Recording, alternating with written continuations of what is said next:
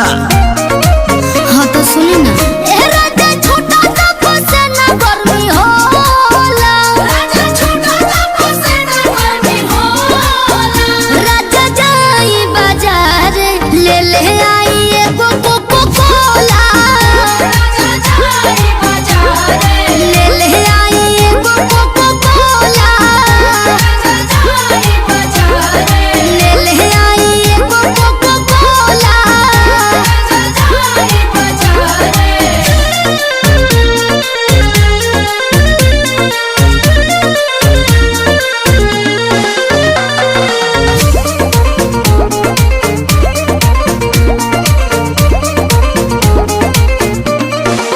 जवन जवन कहाँ बुलइबो सजनिया लहई पीला ग्लूकोच वाला पनिया।